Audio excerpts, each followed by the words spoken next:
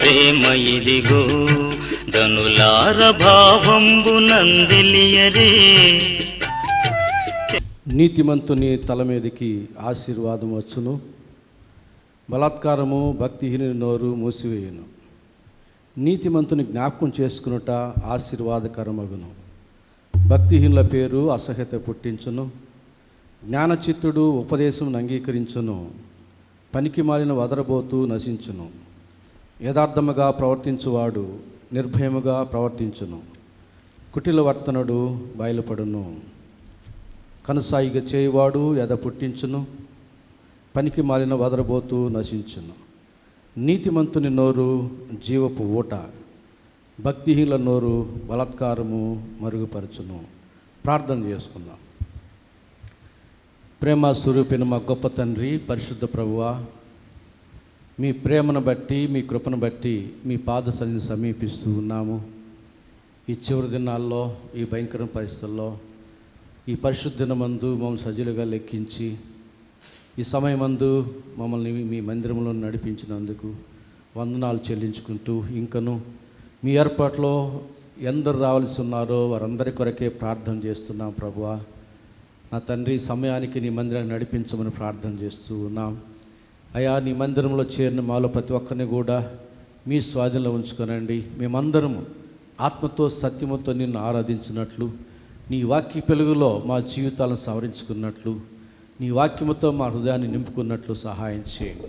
ఈ ఆరాధన అంతటిలో ఆరంభం నుంచి ఆఖరి వరకు మాకు సమయోచితమైన సహాయం అందించి మమ్మల్ని క్రమంగా నడిపించి మీరు మహిమ పొందొచ్చు, మీరు ఘనపరచబడచ్చు, మేలుతో మా హృదయాలు తృప్తిపరచమని యేసు నామమున వేడుకుంటున్నాము తండ్రి, ఆమేన్.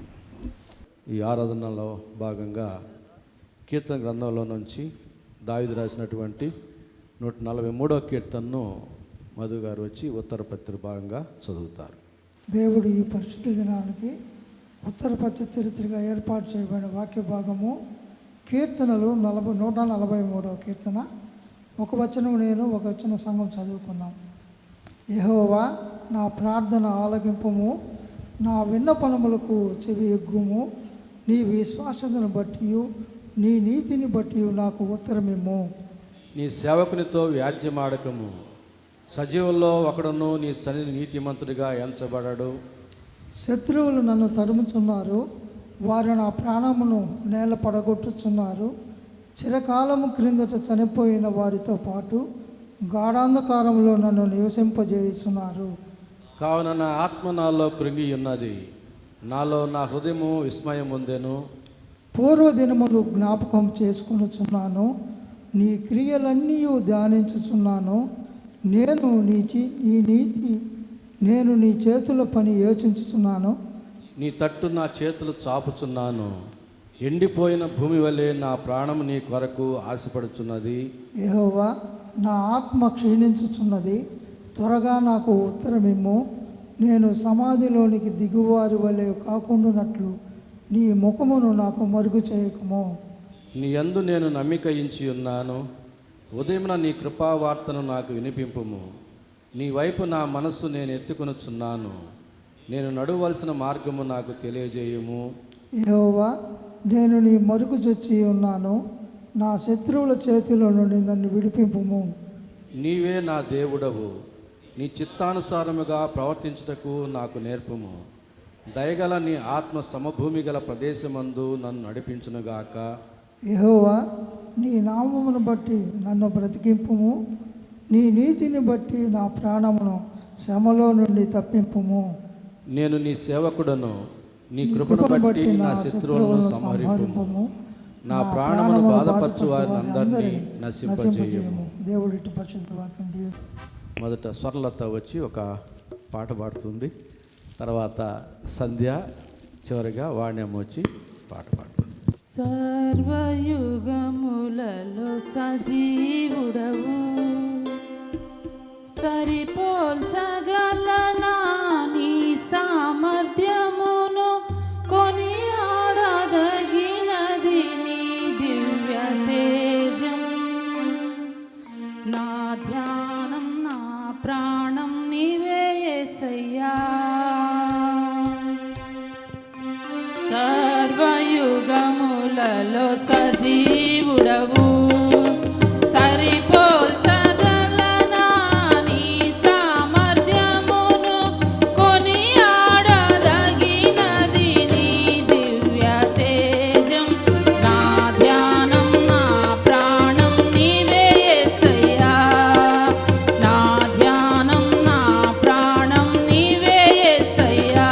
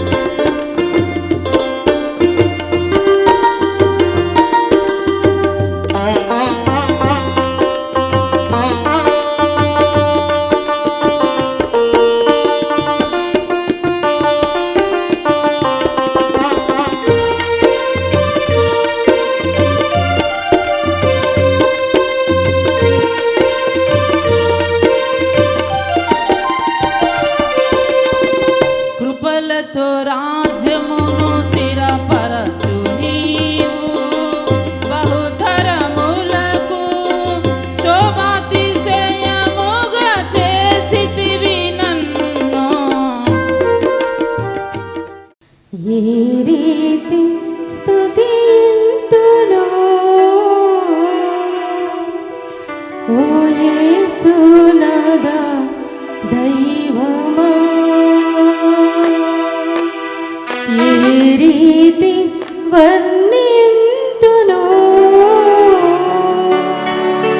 నీ ప్రేమ మధురంబునో.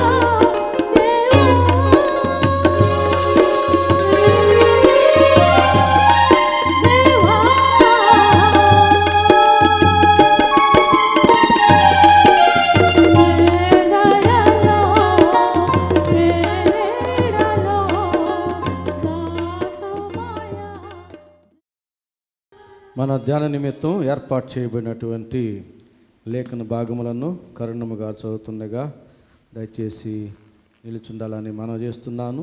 లూకాసు వార్త 2వ అధ్యాయం 40వ వచనం నుంచి 52వ వచనం వరకు ఉన్న వాక్య భాగం. దేవుని నామానికి మహిమ కలుగును గాక. నేటిని మన ధ్యాన నిమిత్తమై ఏర్పాటు చేసిన వాక్య భాగము లూకాసు వార్త 2వ అధ్యాయము 40వ వచనం నుంచి 52వ వచనం వరకు చదువుకుందాము. బాలుడు జ్ఞానముతో నిండుకొనుచు ఎదిగి బలము పొందుచుండెను. దేవుని దయ ఆయన మీద నుండెను. పస్కా పండుగప్పుడు ఆయన తల్లిదండ్రులు ఏటేటా యెరూషలేమునకు వెళ్ళుచుండువారు. ఆయన 12 ఏండ్ల వాడై ఉన్నప్పుడు ఆ పండుగను ఆచరించుటకై వాడుక చొప్పున వారు యెరూషలేమునకు వెళ్ళిరి. ఆ దినములు తీరిన తరువాత వారు తిరిగి వెళ్ళుచుండగా బాలుడైన యేసు యెరూషలేములో నిలుచెను. ఆయన తల్లిదండ్రులు ఆ సంగతి ఎరుగక ఆయన సమూహంలో ఉన్నాడని తలంచి ఒక దిన ప్రయాణము సాగిపోయి తమ బంధువుల్లోనూ నెలవైన వారిలోనూ ఆయన్ను వెదకుచుండిరి. ఆయన కనబడినందున ఆయన్ను వెదకుచు యెరూషలేమునికి తిరిగి వచ్చిరి. 3 దినములైన తర్వాత ఆయన దేవాలయంలో బోధకుల మధ్య కూర్చుండి వారి మాటలను ఆలకించుచు వారిని ప్రశ్నలు అడుగుచూ ఉండగా చూచిరి. ఆయన మాటలు వినిన వారందరూ ఆయన ప్రజ్ఞకును ప్రత్యుత్తరములకును విస్మయం పొందిరి. ఆయన తల్లిదండ్రులు ఆయనను చూచి మిక్కిలి ఆశ్చర్యపడిరి. ఆయన తల్లి, కుమారుడా, మమ్మను ఎందుకు ఇలాగ చేసితివి? ఇదిగో నీ తండ్రియు నేనును దుఃఖపడుచు నిన్ను వెదకుచుంటిమని ఆయనతో చెప్పగా ఆయన, మీరేళ నన్ను వెదకుచుంటిరి? నేను ఆ తండ్రి పనుల మీద ఉండవలనని మీరెరుగరా అని వారితో చెప్పెను.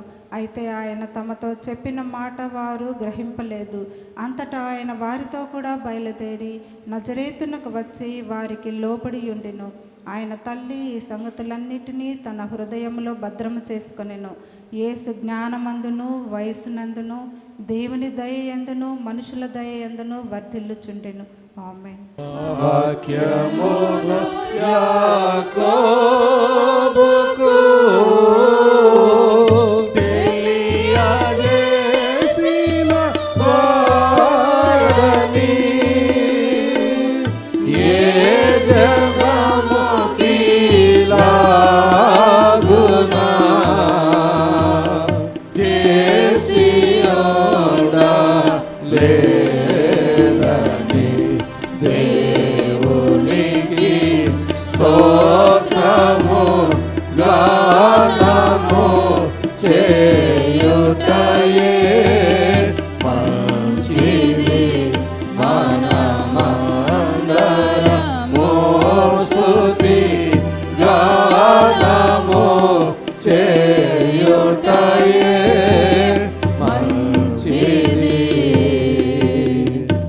ప్రభునందు ప్రియులారా, మన ప్రభువైన యేసుక్రీస్తు నామములో మీకందరికీ స్వాగతం పలుకుతూ శుభములు తెలియజేస్తూ ఉన్నాను. మన ధ్యాన నిమిత్తం చదువుబడినటువంటి వాక్య భాగం లూకాసు వార్త 2వ అధ్యాయం 40వ వచనం నుంచి చివరిదైన 52వ వచనం వరకు ఉన్న వాక్య భాగం. ఈ వాక్య భాగంలో నుంచి మనం ధ్యానం చేయబోయే అంశం ఏమిటంటే 12 సంవత్సరాల క్రీస్తు చూపించిన మాదిరి అనే అంశాన్ని మనం ధ్యానం చేయబోతున్నాం.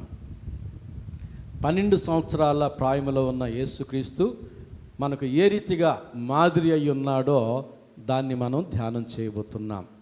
మామూలుగా 12 సంవత్సరాల పిల్లగాడిని మనం బాలుడు, అబ్బాయి, పిల్లవాడు అంటాం. వారు చెప్పే మాటల్ని మనం అంతగా పట్టించుకోం. తెలిసి తెలియని మాటలుగా మనం ఎంచుకుంటాం. వారు చేసే చేష్టాలని కూడా పిల్ల చేష్టాలు అంటాం. అలాంటి పరిస్థితుల్లో యేసుక్రీస్తు 12 సంవత్సరాల ప్రాయంలో ఉండి చదువుకున్న వాక్య భాగంలో మనం గమనిస్తే మనకందరికీ ఒక మాదిరికరమైన వ్యక్తిగా కనబడతాడు. అది ప్రత్యేకమైన విషయం, మనకు ఆశ్చర్యకరమైన విషయం. అది ఎలాగో చూద్దాం. లూకాసు వార్త 2వ అధ్యాయం 40వ వచనం నుంచి మనం చదువుకున్నాం కదా. 41వ వచనం నుంచి మనం చూద్దాం. 40వ వచనాన్ని చివరిగా మనము జ్ఞాపకం చేసుకుందాం. పస్కా పండుగప్పుడు ఆయన తల్లిదండ్రులు ఏటేటా యెరూషలేమునకు వెళ్ళుచుండువారు. ఆయన 12 ఏండ్ల వాడై ఉన్నప్పుడు ఆ పండుగ ఆచరించుటకై వాడుక చొప్పున వారు యెరూషలేమునకు వెళ్ళిరి. ఆ దినములు తీరిన తరువాత వారు తిరిగి వెళ్ళుచుండగా బాలుడైన యేసు యెరూషలేములో నిలిచెను. మామూలుగా 12 సంవత్సరాల పిల్లవాడు గుంపులుగా ఏదైనా ఒక పట్టణానికి తిరునాళ్ళకి వెళితే తల్లిదండ్రులను చెయ్యి విడువడు. ఎక్కడ తప్పిపోతాను అనే భయపడి నన్ను పట్టుకోమంటాడు, నా చెయ్యి పట్టుకోమంటాడు. వాళ్ళని విడిచి వెళ్ళరు. వాళ్ళు తల్లిదండ్రులు ఎట్టుపోతే అట్టే వెళతారు. కానీ ఇక్కడ 12 సంవత్సరాల ప్రాయంలో ఉన్న యేసుక్రీస్తు మరియ యోసేపులు వారి బృందం నజరేతు నుంచి ఎవరెవరు వచ్చారో వారి నెలవైన వారు, ఇరుగు పొరుగు వారు, స్నేహితులు అందరూ కలిసి వస్తారు కదా. ఆ రోజుల్లో బాటసారులే కాబట్టి కథలు చెప్పుకుంటూ మాట్లాడుకుంటూ పాటలు పాడుకుంటూ వచ్చి తిరిగి అలాగే వెళుతారు సంతోషంగా. కాబట్టి గుంపులుగా వస్తారు. వారందరూ కూడా వచ్చిన గుంపు అంతా తిరిగి వెళుతూ ఉండగా యేసు ప్రభు మాత్రం వారి గుంపులో లేడు. ఆ గుంపుతో పోలే.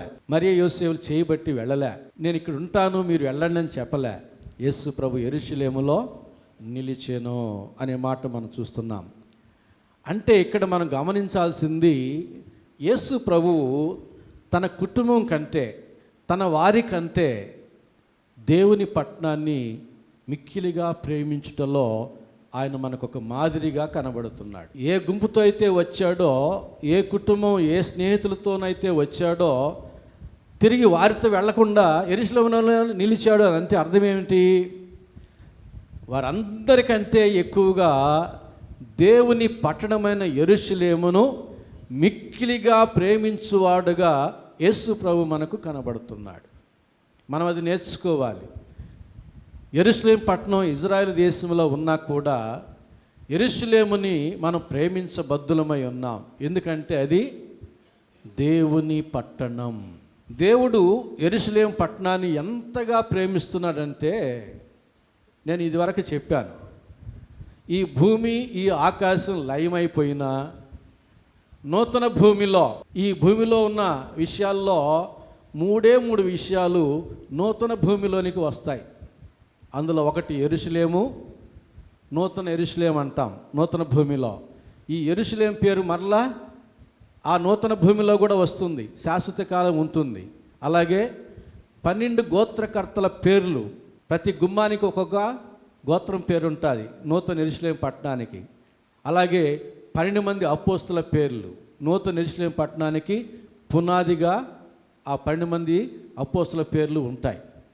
ఈ 3 విషయాలే ఈ భూమి మీద నుంచి నూతన యెరూషలేం పట్టణానికి, నూతన భూమిలోనికి వెళ్ళేది. అంటే అందులో యెరూషలేము కూడా ఒకటై ఉన్నది. అంటే దేవునికి యెరూషలేం పట్టణం అంటే ఎంత మక్కువ ఆలోచన చేయండి, ఎంత ఇష్టమో ఆలోచన చేయండి, ఎంతగా కోరుకుంటున్నాడో ఆలోచన చేయండి. దేవుడు అంతగా కోరుకునే యెరూషలేం పట్టణాన్ని మనం ప్రేమించినప్పుడు మనకు కూడా ఆశీర్వాదమే. 12 సంవత్సరాల ప్రాయంలో యేసు ప్రభు అది గుర్తించినాడు. 137వ కీర్తన 5వ వచనం, యెరూషలేమా నేను నిన్ను మరచిన ఎడల నా కుడి చేయి తన నేర్పును మరచునుగాక.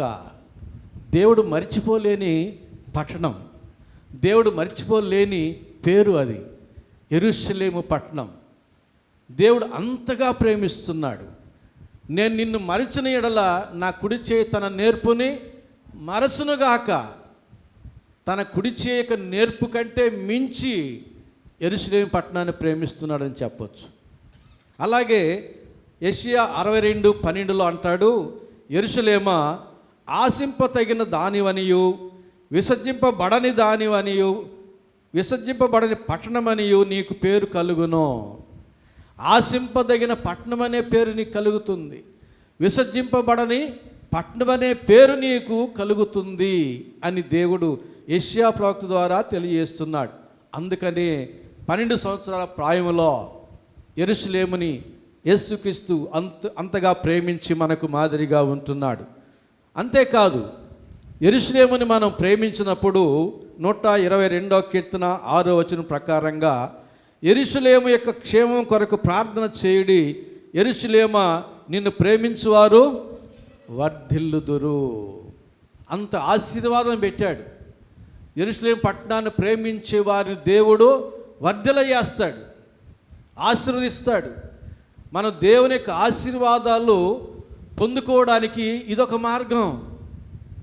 అందుకనే మనం ప్రతి ప్రార్థనలో, మోకరిల్లు చేసే ప్రార్థనలో యెరూషలేము యొక్క క్షేమం గురించి ప్రార్థన చేస్తాం. ఎంతమంది వింటున్నారో, ఎంతమంది అనుసరిస్తున్నారో నాకు తెలియదు. ఈ మాట చదివినప్పటి నుంచి నా యొక్క వ్యక్తిగత ప్రార్థనలో, సంఘ ప్రార్థనలో ఈ మాట ఖచ్చితంగా ఉంటుంది. ఇక ముందు నుంచి అయినా గమనించండి. యెరూషలేమును ప్రేమించి యెరూషలేము యొక్క క్షేమం కొరకు ప్రార్థన చేయువారు వర్ధిల్లుదురు. మనం వర్ధిల్లాలని కోరుకుంటూ ఉన్నాం. మనం వర్ధిల్లాలంటే, మనం దీవించబడాలంటే ఇదిగో 12 సంవత్సరాల క్రీస్తు మనకు మాదిరి చూపిస్తున్నాడు. యెరూషలేము పట్టణాన్ని ప్రేమించడం, యెరూషలేము కొరకు ప్రార్థన చేయడం అనేది మనము నేర్చుకోవాలి. ఇంతకీ యెరూషలేము పట్టణాన్ని దేవుడు ఎందుకు అంతగా ప్రేమిస్తున్నాడంటే అక్కడ ఇజ్రాయేలీలు ఉన్నారని కాదు, ఆ యెరూషలేము పట్టణం కొండ మీద ఉందని కాదు, అక్కడ దేవుని ఆలయం ఉన్నది అని అర్థం. యెరూషలేము పట్టణాన్ని ఎందుకు అంతగా ప్రేమిస్తున్నాడు? ఆయన ఆలయము ఉన్నది అని అర్థం. అందుకు దేవుడు ప్రేమిస్తున్నాడు. అలాగే ఎక్కడ దేవుని ఆలయాలు ఉంటాయో ఆ ప్రాంతాన్ని దేవుడు బహుగా దీవిస్తాడు. మనం ఈ స్థలంలో ఈ ఆలయం కట్టక మునుపు ఈ దారి ఎటుండేది? చీకటి, వీధి లైట్లు లేవు. రిక్షావాడు కూడా ఇటు రావాలంటే భయపడేవాడు. ఆలయం కట్టినప్పటి నుంచి అంచెలంచెలుగా ఎంత మార్పు వచ్చింది. రోడ్డే కాదు నేను చెప్పేది, ఆలయం ఉన్న ప్రాంతం అంతటిని కూడా దేవుడు ప్రత్యేకంగా దీవిస్తాడు ఆలయమును బట్టి. అందుకంటాడు, యెరూషలేమా ఆలయమును బట్టి నేను నిన్ను ప్రేమిస్తాను, నిన్ను దీవిస్తానని దేవుడు అంటాడు. అలాగే యేసు ప్రభు యెరూషలేములో నిలిచాడు అని అంటే 12 సంవత్సరాల ప్రాయంలో అక్కడ దేవుని ఆలయంలో ఉండడానికే కానీ ఆ కొండ ప్రాంతాలన్నీ తిరిగి విహరించడానికి కాదు, అక్కడ ప్రజలందరినీ చూస్తూ కాలక్షేపం చేయడానికి కాదు, దేవుని ఆలయాన్ని ప్రేమించిన వాడు. 12 సంవత్సరాల ప్రాయములో దేవుని పట్టణమైన యెరూషలేమును ప్రేమించడమే కాకుండా అందులో ఉన్న దేవుని ఆలయాన్ని ప్రేమించినటువంటి క్రీస్తు మనకు మాదిరిగా ఉన్నాడు. 26వ కీర్తన 8వ వచనం, యెహోవా నీ నివాస మందిరమును నీ తేజో మహిమ నిలుచు స్థలమును నేను ప్రేమించుచున్నాను. యెహోవా నీ నివాస మందిరమును నీ తేజో మహిమ నిలుచు స్థలమును నేను ప్రేమించుచున్నాను. మన ఇంటికంటే దేవుని ఇంటిని బహుగా ప్రేమించువారమై ఉండాలి. మనం దేవుని మందిరాన్ని ఎంతగా ప్రేమిస్తున్నామో మనకందరికీ తెలుసు. మనం ఎంతగా ప్రేమిస్తున్నామో మీరు మందిరానికి వచ్చే సమయమే దానికి రుజువు. దేవుని మందిరాన్ని ఎక్కువగా ప్రేమించువారు సమయానికంటే ముందుగా వస్తారు. దేవా నీ మందిరములో మౌనముగా ఉండుట నీకు స్తుతి చెల్లించుటే. ముందుగా వచ్చి మౌనంగా ప్రార్థన చేసుకుంటూ దేవుని స్తుతి చెల్లిస్తూ ఉంటే ఆత్మతో సత్యముతో నువ్వు దేవుని ఆరాధించడానికి సిద్ధపడిన వాడు అవుతావు. దేవుని కార్యాలు పొందుకోవడానికి నీవు యోగ్యుడు అవుతావు. 9:30కు వచ్చి 10 గంటలకు వెళ్ళిపోయి నేను దేవుని ఆరాధించేశానులే అని అనుకుంటే అది నీ భ్రమ.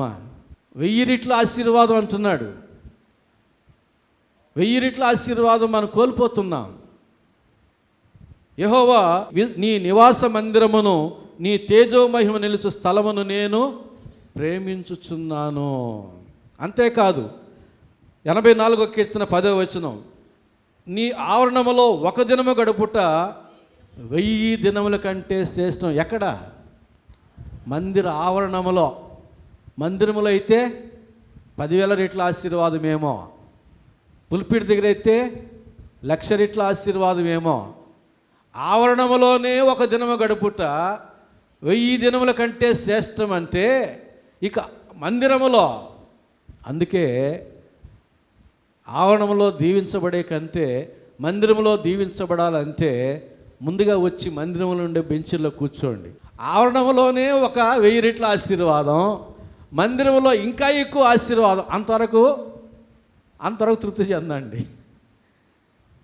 అప్పుడప్పుడు నేను పిలిచిన వారు బైబిల్ చదివేవాళ్ళు, ఉత్తరపత్రిక బాగా చదివేవాళ్ళు ఇక్కడికి వచ్చి కూర్చుంటారు, దేవుడిచ్చే అన్ని రెట్ల ఆశీర్వాదం పొందుకుంటూ ఉంటారు.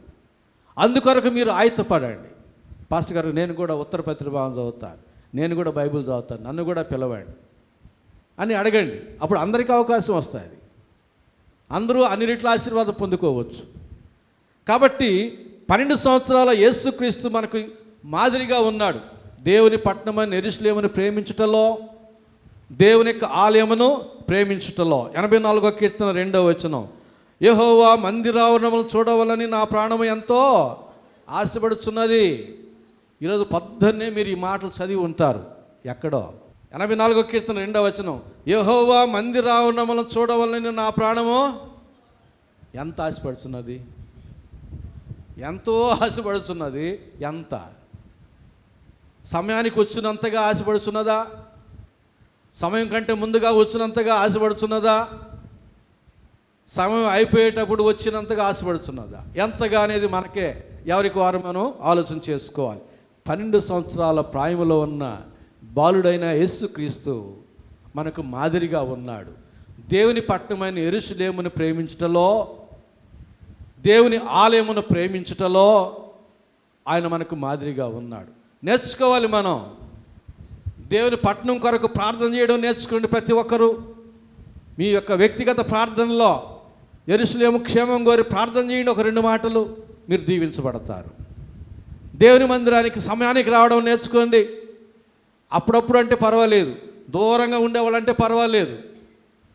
ఎక్కడో దూరంగా మంద కాపురంగా ఉన్న మేమే సమయానికి వస్తున్నాం, ఒక్కోసారి సమయం కంటే ముందుగా వస్తున్నాం. దగ్గరికి ఉండేవాళ్ళు మనకేమి, పరుగెత్తుకొని రావాలి. యెషయా గ్రంథంలో ఏమంటాడు? పోదాం రండి, యెహోవా మందిరావరణంలోకి వెళ్దాం రండి, అక్కడ ఆయన ఉపదేశాలు విందాం రండి అని చివరి దినాలు అంటారట. వేడుకగా వెళ్తారంట. మందిరానికి వెళ్దాం, ఇరుగు పొరుగు వాళ్ళు పిలవండేవే, దేవుని మందిరానికి రండి, 1 గంట 2 గంటలు రండి. ఎప్పుడన్నా మనం ప్రోత్సహించుకున్నామా ఒకరినొకరు? త్వరగా వెళ్దాం రండి, దేవుని మాటలు విందాం, దేవుని స్థానంలో ఎక్కువసేపు మనం ఉందాం అని ఎప్పుడన్నా ఒకరినొకరు ప్రోత్సహించుకుని వచ్చామా?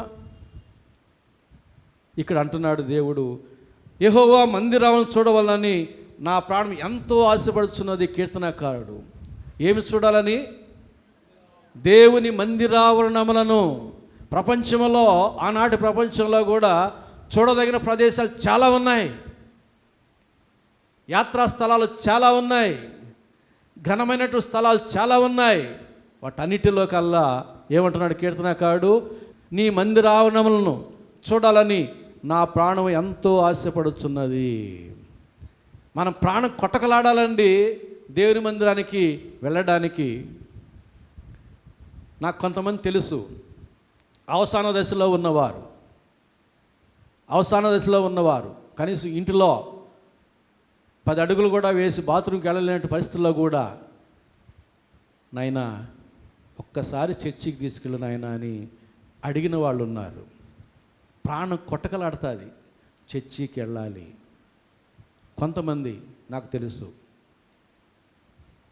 అప్పుడు మన ప్రాణం కొట్టకలాడుతుంది, చర్చికి తీసుకెళ్ళు, నేను దేవుని ఆరాధించాలి, దేవుని సన్నిధిలో నేను ఆనందించాలి, సంఘస్థులను చూడాలి. ఇప్పుడు అన్నీ బాగున్నాయి, కాళ్ళలో శక్తి ఉంది, కంటిలో చూపు ఉంది, రాగలం, ప్రయాణం చేయగలం. మరి ఇలాంటి పరిస్థితుల్లో మనం దేవుని మందిరాన్ని చూడాలని, దేవుని మందిరంలో ఎక్కువ సమయం గడపాలన్నటువంటి తృష్ణ మనలో ఉంటే మనం దీవించబడతాం. 12 సంవత్సరాల ప్రాయంలో ఉన్న యేసుక్రీస్తు మనకు అది ఒక మాదిరిగా చూపిస్తున్నాడు. తర్వాత అంతేకాకుండా 46వ వచనం నుంచి చూడండి, 44 నుంచి కూడా చదువుతున్నాను. ఆయన తల్లిదండ్రులు ఆ సంగతి ఎరుగక ఆయన సమూహములో ఉన్నాడని తలంచి ఒక దిన ప్రయాణము సాగిపోయి తమ బంధువుల్లోనూ నెలవైన వారిలోనూ ఆయన వెదకుచుండిరి. ఆయన కనబడనందున ఆయన వెదకుచు యెరూషలేమునకు తిరిగి వచ్చిరి. 3 దినములైన తరువాత ఆయన దేవాలయంలో బోధకుల మధ్య కూర్చుండి వారి మాటలను ఆలకించుచు వారిని ప్రశ్నలు అడుగుచూ ఉండగా చూచిరి. ఆయన మాటలు వినిన వారందరూ ఆయన ప్రజ్ఞకును ప్రత్యుత్తరములకును విస్మయముందిరి. మరి యోసేపు వెళ్ళిపోతూ ఉన్నారు. యేసు ప్రభు ఉన్నాడా లేదని చూడలే, ఉంటాడులే, నెలవైన వారిలోనో బంధువుల్లోనో ఉంటాడులే. ఎందుకంటే ఈయనకి 12 సంవత్సరాలు, ఈ లోపల మరియమ్మకి కొంతమంది పుట్టారుగా, యేసు ప్రభు సహోదరులు అనేవాళ్ళు ఉన్నారుగా, పుట్టిన వాళ్ళు ఉన్నారుగా, వాళ్ళని సంకన పెట్టుకొని చేయబట్టుకొని నడిపించుకొని వీటిల్లో అయిపోయింది పాపం మరియమ్మకి. అందుకని 12 సంవత్సరాల్లో ఉన్న యేసు ప్రభు బంధువుల్లోనూ నెలవైన వారిలో ఉంటాడులే అని తాత్సారం చేసింది. ఒకరోజు మిస్ చేసుకునింది, రెండో రోజుకే పరీక్ష చేసుకునింది. వెతికింది, లేడు యేసు ప్రభు. 2 రోజులు వెతికింది. ఒకరోజు తాత్సారం చేసింది, 2 రోజులు వెతుక్కుంటూ వెళ్ళి 3వ రోజుకి మరలా పొందుకునింది. యేసయ్యని కోల్పోయి కొంతమంది ఎంతకాలం అయిందో, ఎన్ని నెలలైందో, ఎన్ని సంవత్సరాలు అయిందో, తిరిగి పొందుకోవడానికి ఇంకెంతకాలం కావాలనో. మరియమ్మ అయితే ఒక దినమే మిస్ చేసుకునింది యేసు ప్రభుని. 2 దినాలు వెతుక్కుంటూ వెళ్ళింది. ఒక దిన ప్రయాణం సాఫీగా సాగింది. వెతుక్కుంటూ పోవడం కాబట్టి 2 దినాలు పట్టింది. ఒక దిన ప్రయాణం వెతికి వెతికి వెతికి వెతికి చివరికి యేసయ్యని కనుగొని సంతోషించింది. 2-3 దినాల్లోనే యేసయ్యని కోల్పోయి కొంతమంది చాలా దినాలు అయింది. ఎన్నాళ్ళ మట్టుకు మీరు నన్ను మర్చిపోతారు, ఇంకెన్నాళ్ళ మట్టుకు మీరు నన్ను మర్చిపోతారు ప్రశ్నిస్తున్నాడు దేవుడు. ఏమేమి మర్చిపోయామో, బైబిల్ చదవడం మర్చిపోయి ఉంటారు కొంతమంది, ప్రార్థన చేయడం మర్చిపోయి ఉంటారు కొంతమంది, క్రమముగా మందిరానికి రావడం మర్చిపోయి ఉంటారు కొంతమంది.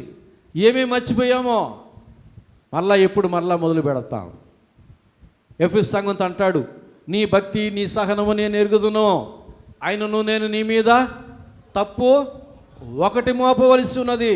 ఒకటే, మనకంటే వాళ్ళు శ్రేష్టమైన వారే మనలో చాలామంది కంటే అంటున్నాడు. ఆ ఒకటి కూడా సర్దుబాటు చేసుకోవడంలే.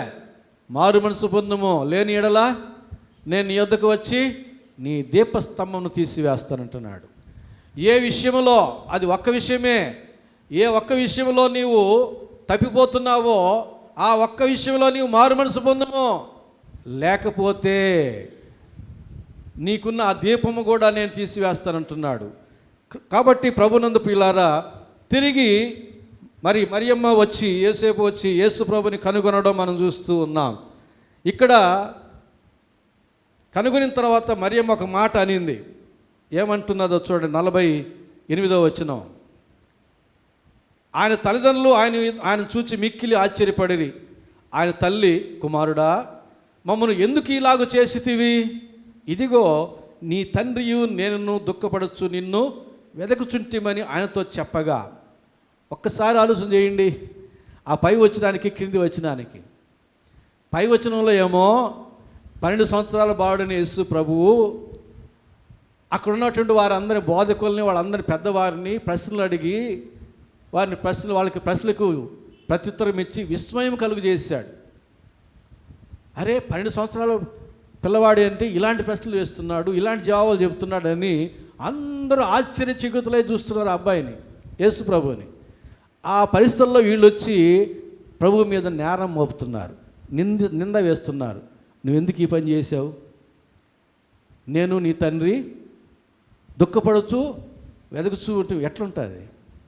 ఒక పక్క కొంతమంది మనం పొగడతా ఉంటే అప్పుడే మన తల్లిదండ్రులు వచ్చి, ఏరా నువ్వు ఇంట్లో నా జేబులో డబ్బులు కొట్టేసావంటే ఎట్లుంటుంది? టీచర్ పొగడతా ఉంటుంది, అబ్బా నీకు 100కి 90 వచ్చినాయి రా ప్రతి సబ్జెక్టులో అని చెప్పి పొగడతా ఉంటుంది. అప్పుడే ఆయన వచ్చి, రేయ్ నా జేబులో 5 రూపాయలు ఏం చేసావురా అని అంటే ఎట్లుంటుంది? అట్లాగే ఉంటుంది. ఇక్కడ అందరూ యేసు ప్రభు యొక్క ప్రజ్ఞకు విస్మయం ఉంది. ఆశ్చర్యపడుతూ ఆయన చూస్తూ ఉంటే, ఇతడు ఎలాంటి వాడో అని చూస్తూ ఉంటే అప్పుడు వచ్చి, కుమారుడా, మమ్మల్ని ఎందుకు ఇలాగ చేశావు? అప్పుడు ఆశ్చర్యపడి ఉంటారు. ఏంటి, ఇప్పటివరకు ఇతడు ఎవరో గొప్పవాడు ఘనుడైన వాడు అనుకుంటూ ఉంటే ఏం చేశాడు, ఏ నేరం చేశాడు, ఏం తప్పిదం చేశాడు, వాళ్ళ వైపు చూస్తూ ఉంటే ఎందుకు ఇట్లా చేశావు? నేను నీ తండ్రి దుఃఖపడుతూ వెతుకుతూ వచ్చేసాం. బాధ ఉండదా యేసు ప్రభుకి? ఏమన్నాడు యేసు ప్రభు అప్పుడు? మీరేలా నన్ను వెదకుచుంటిరి, నేను నా తండ్రి పనుల మీద ఉండాలని మీరు ఎరుగరా.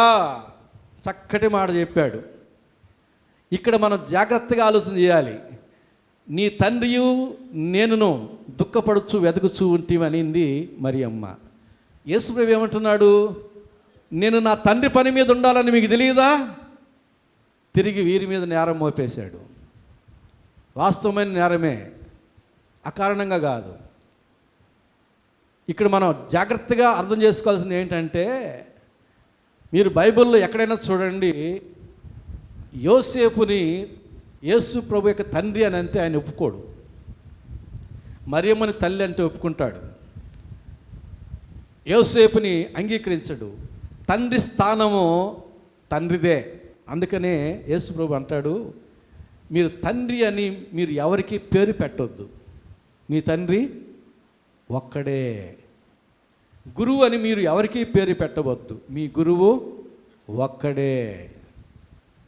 తండ్రి, ఇప్పుడు మనం బిడ్డలుగా అన్నాము, తండ్రిని అయ్యాను, ఇది నా పేరు కాదు, బిడ్డను బట్టి నాకు వచ్చినటువంటి ఆధిక్యత. తండ్రి అనే పేరు పెట్టుకోవద్దు, మీ తండ్రి ఒక్కడే. కాబట్టి యేసు ప్రభు నీ తండ్రి నేను ఎదుగుతూ ఉంటే అని అంటే మరియమ్మ, నేను నా తండ్రి పని మీద ఉండాలని నీకు తెలియదు అన్నాడు. అంటే ఇక్కడ యోసేపుని తండ్రి స్థానం నుంచి తప్పించి తండ్రి అయిన దేవుణ్ణి ఆ స్థానంలో కనబరుస్తూ ఉన్నాడు. అందుకొరకే యేసు ప్రభు చెప్పినటువంటి మాటలు కొన్ని మనం జ్ఞాపకం చేసుకుందాం. యోహాను సువార్త 5వ అధ్యాయం 18వ వచనం, ఆయన విశ్రాంతి దినాచారం మీరుట మాత్రమే కాక దేవుడు తన సొంత తండ్రి అని చెప్పి తను దేవునితో సమానంగా చేసుకునే గనుక ఇందు నిమిత్తమును యూదులు ఆయన చంపవాలని మరి ఎక్కువగా ప్రయత్నము చేసిరి. యేసు ప్రభు ఇక్కడ ఎవరు తన సొంత తండ్రిగా చెప్పుకున్నాడట? దేవుడిని. తండ్రి స్థానము యేసు ప్రభు మరి ఎవరికి ఇవ్వడు, తండ్రి అయిన దేవునికే ఇస్తాడు. తండ్రి అయిన దేవుని తన సొంత తండ్రిగా చెప్పుకున్నాడట. అక్కడ వారు అందరికీ తెలుసు యోసేపు మరియమ్మ భర్త అని. యేసుక్రీస్తు యొక్క తండ్రి యోసేపు అని వారు అందరూ అనుకుంటున్నారు. కానీ ఇక్కడ ఏం చెబుతున్నాడు? దేవుడు నా సొంత తండ్రి అని చెప్పుకుంటున్నాడట. అదే యోహాను సువార్త 8వ అధ్యాయం 19వ వచనం. యోహాను సువార్త 8వ అధ్యాయం 19వ వచనం, వారు నీ తండ్రి ఎక్కడ ఉన్నాడని ఆయనను అడుగగా యేసు, మీరు నన్నైనను నా తండ్రినైనను ఎరుగరు, నన్ను ఎరిగి ఉంటిరా నా తండ్రిని కూడా ఎరిగి ఉందిరని వారితో చెప్పాను. వీరి తండ్రి ఎక్కడున్నాడు? అందరూ అనుకునేది యోసేపు అని. అక్కడే ఉన్నాడు కదా, నజరేతులోనే ఉన్నాడు కదా. కానీ ఏమంటున్నాడు యేసు ప్రభు? మీరు నా తండ్రిని ఎరుగరు అంటున్నాడు. అంటే ఎవరి గురించి చెబుతున్నాడు? దేవుడే తన తండ్రి. అదే యోహాను సువార్త 10వ అధ్యాయం 36వ వచనం. యోహాను సువార్త 10వ అధ్యాయం 36వ వచనం, తండ్రి ప్రత్యక్ష చేసి ఈ లోకములోనికి పంపిన వానితో నీవు దేవదోషం చేయుచున్నావని చెప్పుదురా. ఈ లోకానికి పంపించిన వాడు యేసు ప్రభుని తండ్రి, పరలోకములో ప్రత్యక్ష చేసి ఈ లోకానికి పంపించాడు అంటున్నాడు. కాబట్టి ఈ 3 రెఫరెన్స్లో కూడా యేసు ప్రభు ఎవరిని తన సొంత తండ్రిగా చెప్పుకుంటున్నాడు? దేవుణ్ణి.